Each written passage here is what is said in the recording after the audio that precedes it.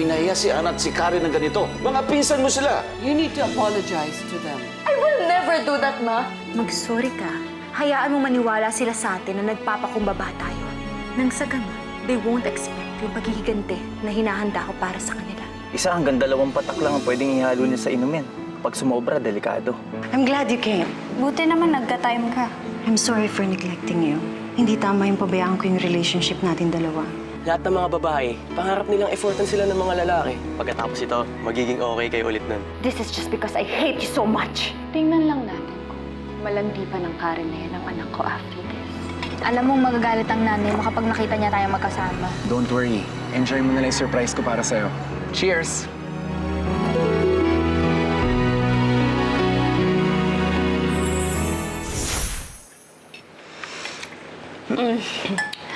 I know you didn't bake this, Mommy. Pero masarap. Saan mo siya nabili? You're funny, Nina. O, ayan, kainin mo pa yan. So nice to see you smiling. I'm just so happy, Mommy. Oh, by the way, since you're here, I have a favor to ask you. Ano yun? Kasi yung pera na inutang ko sa mga Monteclaro, it's just enough to pay my debt. Ngayon, kailangan ko pa ng puhunan para makabawi ako dun sa mga lugi ko. Can you actually talk to them again?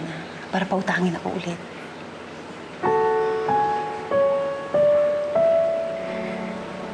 Kaya mo ba ako pinapunta dito? Kaya ka ba naghanda? At kaya ka ba nag-sorry sa akin? Kasi kailangan mong manghingi ako ng pera sa kanila. No, Nina, I just need your help. And I need a mother. Pero ako, never niyo akong trinatong anak. Ginagamit niyo lang ako. Nina, wait! Don't walk out on me!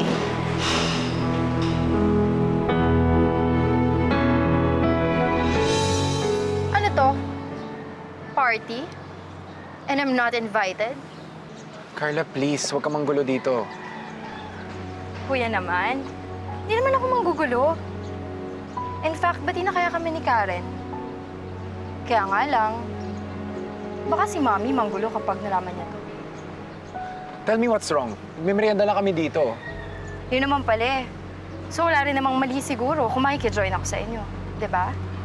So, I'll just Karen! join you guys. Baby, oink, oink! Baby oink oink. Ang baduy ah. As in pamatay. So thirsty.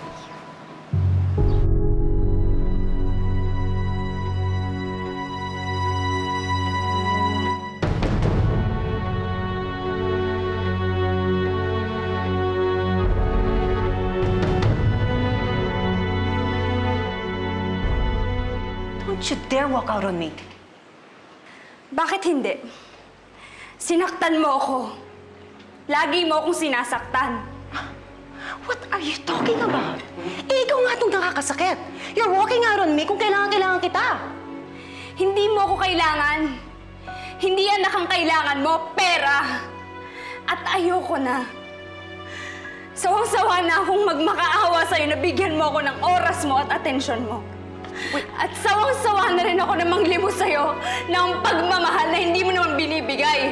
Nina, ano bang pinapalabas mo? Ha? Hindi mo ako tutulungan?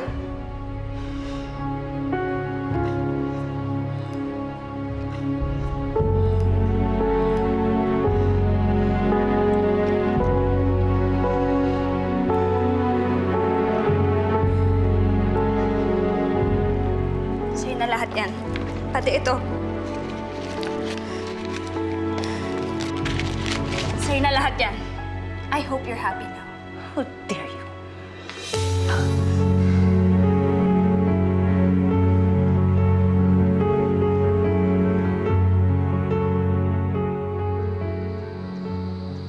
Sino nagtimpla nito? Bakit ang bitter? Parang mga mukha niyo lang ngayon. Ano na? Akala ko ba magme-merienda tayo? Ayaw niyo ba kumain? Nawalan na ako ng gana eh. Salamat na lang. Karen, wait. Kuya!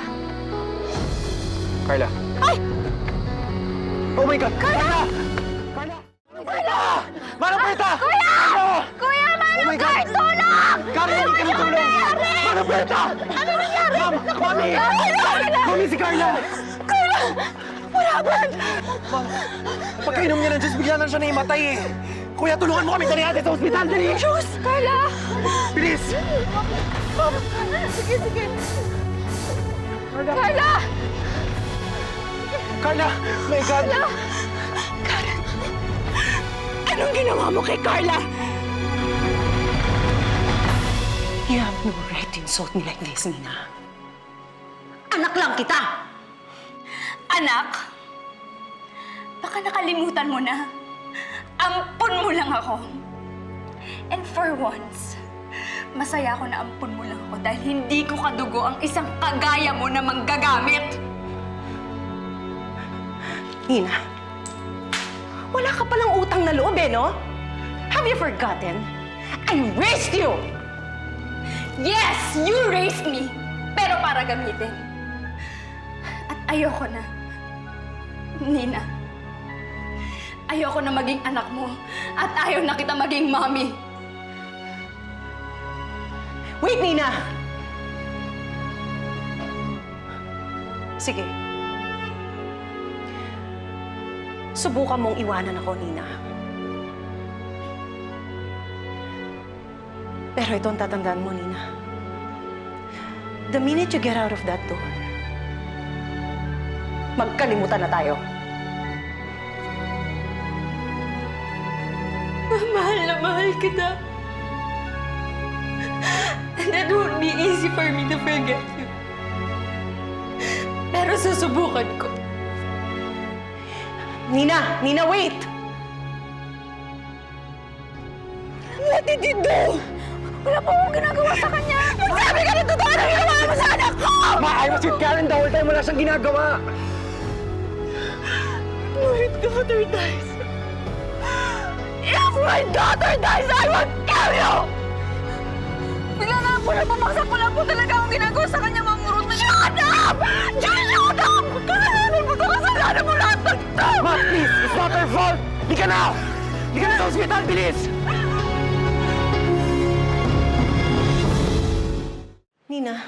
Nina, please don't leave. I'm sorry. Alam mo, hindi ko lang nagustuhan yung sinasagot mo ako, Nina eh. Hindi ko sinasadya na nasaktan ka. Hindi ko sinasadyang sampalin ka, Nina. I'm sorry.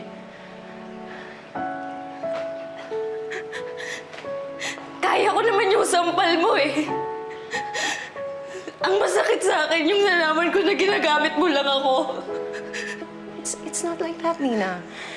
Alam mo, kailangan ko lang talaga yung tulong mo.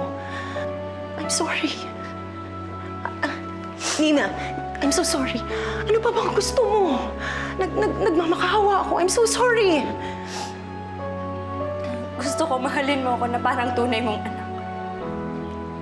Pero hindi mo kayang ibigay yun. I already said I'm sorry. May mga bagay na hindi kayang ayusin ng sorry. Nina? Nina? Wait, Nina, please. Nina! Carla, don't worry. You'll be all right, ha? Adrian, go call your dad. No, I want to stay with Carla pa. Sumunod ka na lang, bilis!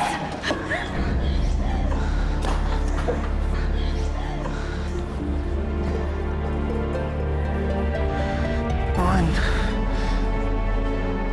What happened here? Ano nangyari?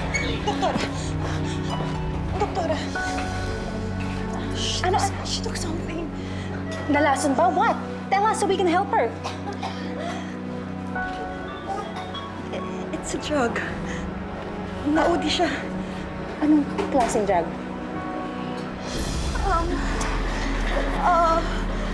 GHB. G something. Lord, please. Please, tulungan niyo anak ko na siya. Hayaan mo na tayo, please.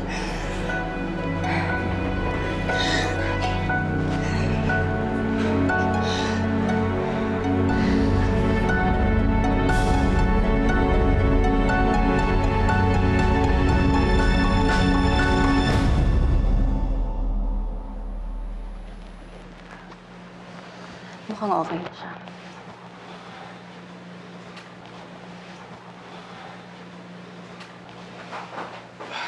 Ruth, we came as soon as we heard. Carla, are you all Carla, Carla, you're awake. Oh, thank God.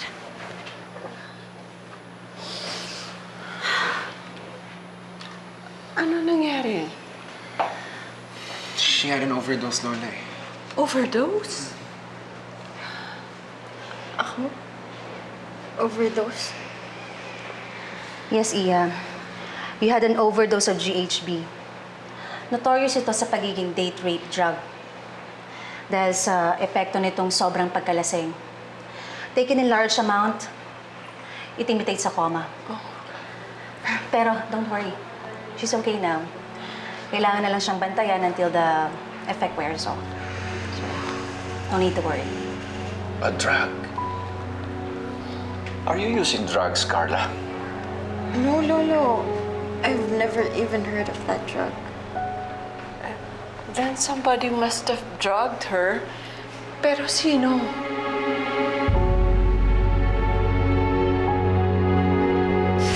Mabuti at alam niyo kung anong drug ang tinake niya. GHB wears off after a while, pero nagkakaroon to ng komplikasyon kapag hindi na-treat ng maayos. That's good. Pero doktora, walang dapat makaalam na ako nagbigay sa inyo ng information. Pero ma'am, you heard me. Nobody should know.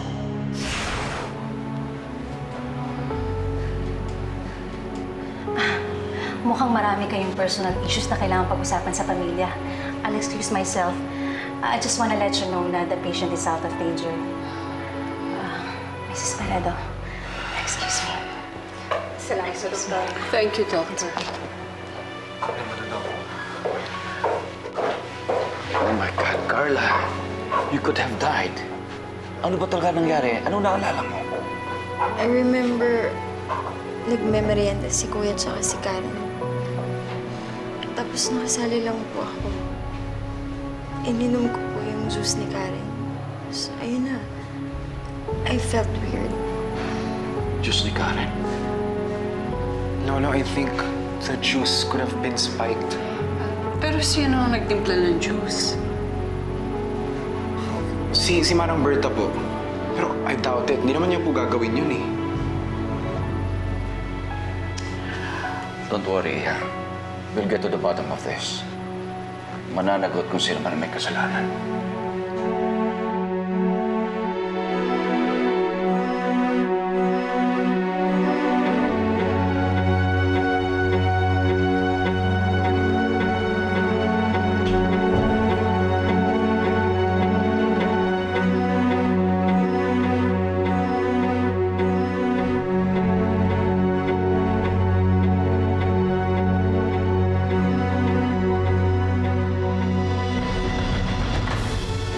Pahamak kang Karen ka. Ikaw ang dapat na overdose, hindi si Carla. Kayong mag-ina ang mapapahamak ngayon.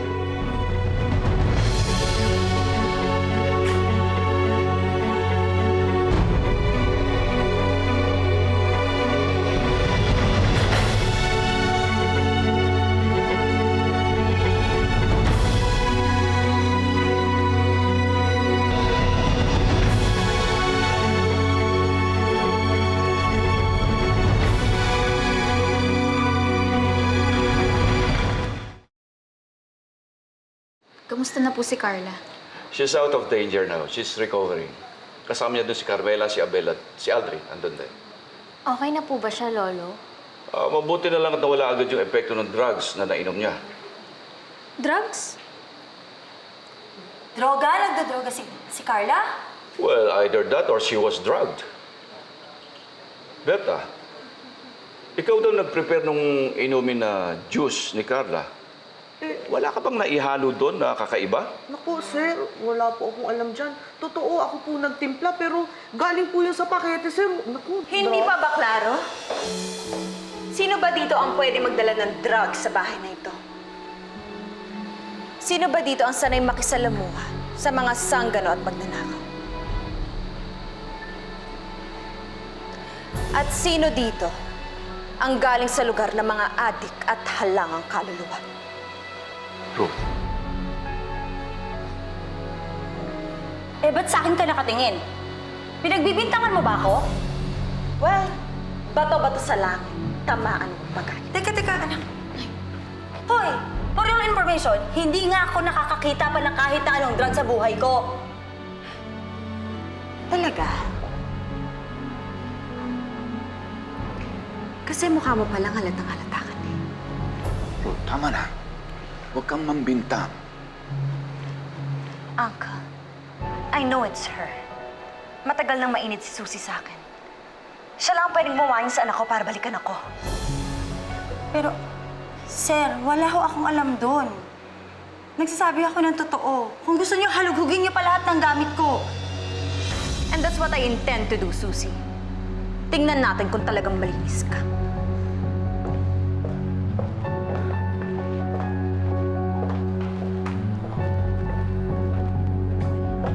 Ruth, wag na. Tama na yan.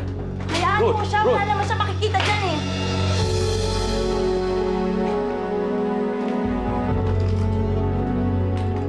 Wala!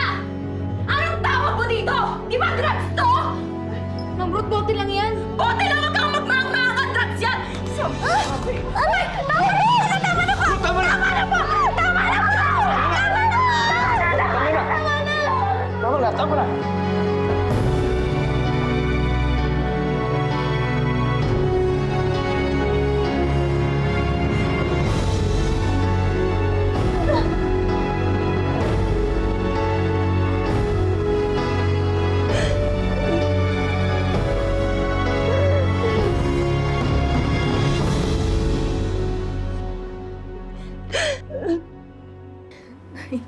Sabihin niyo nga sa akin yung totoo. Ano ba talaga yun?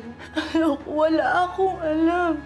Hindi ko talaga alam kung paano napunta yung drug na yun dun sa bag ko. Kung social nga yung itsura nun, hindi ko alam kung anong tawag ng drug na yun.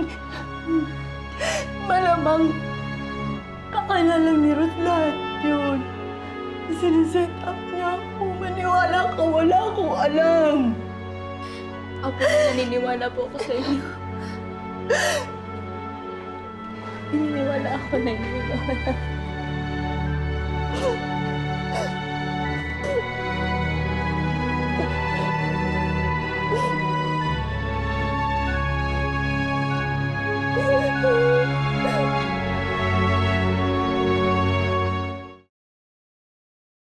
We've tested the substance inside the bottle.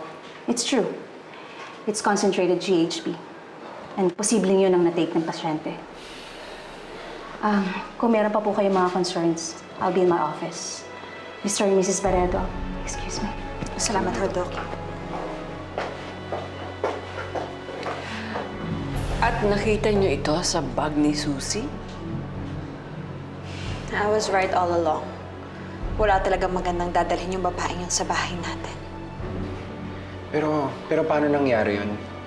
Bakit naman niya lalagyan ng drugs yung inumin namin? Yes. Who knows?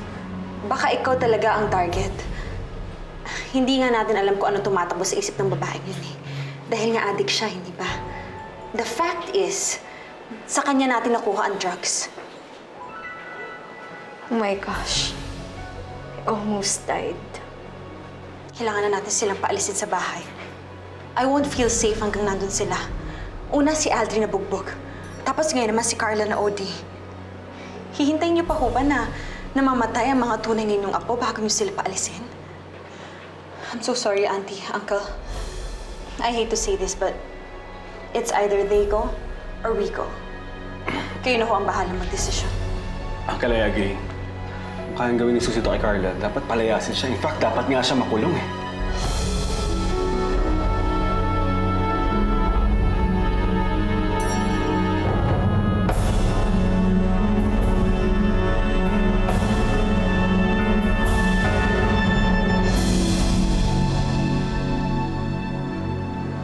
Susie, pinagbigyan ka na namin nung una.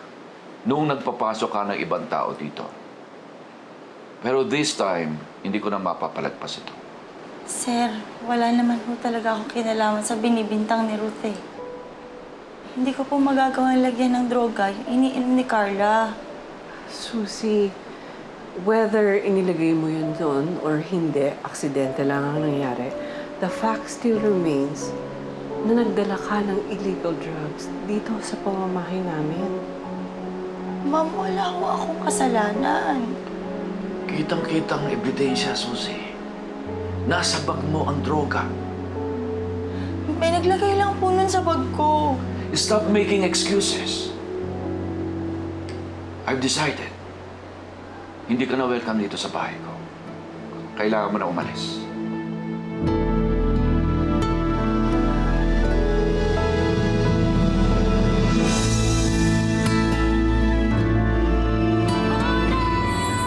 Palalayasin na daw si Susie sa bahay. Papalayasin mo? Hindi ba yun na ipapakulong? Kung aalis ka, sasama na lang ako sa inyo, Nay. Karen, bakit mo kailangang umalis? Hindi mo dapat pinaparusahan yung sarili mo sa ginawa ng nanay mo. Paparusahan ko lang ang sarili ko kung mananatili pa ako dito. Kasama nyo, ng mga taong humuhusga sa kanya. The drug you gave me almost killed my daughter. Anak niyo po yung gumamit? It wasn't meant for her, pero siya ang nakainom. Ikaw yung muntik na makapatay sa akin? May balita ka ba kay Maggie? Natuntun ko na kung nasan si Maggie. Nalaman ko na ang address ng mga taong nagkukup sa kanya. Yung mga nanay natin ang nagbibigay ng problema sa atin. Ay na, pwede ba? Tantanan mo na nga yung pag-usga sa nanay ko. Tumigil lang nga kayong dalawa. Pagod na ako kakapigil sa inyo eh. Si Mami Maggie. Ngayon natin titirayan ang bahay ng mga Monteclaro. Magnanakaw! Tadyo! Alam ko ikaw yan! Magnanakaw! Sabi sa'yo, huwag ka maingay. Wala kang magagawa. Mamatay ka lang. Baka nga pati ako madamay pa eh. Kailangan pagbayaran ng demonyong Ruth na yon ang ginawa niya sa amin. Gaganti ako at hindi niyo ako mapipigilan.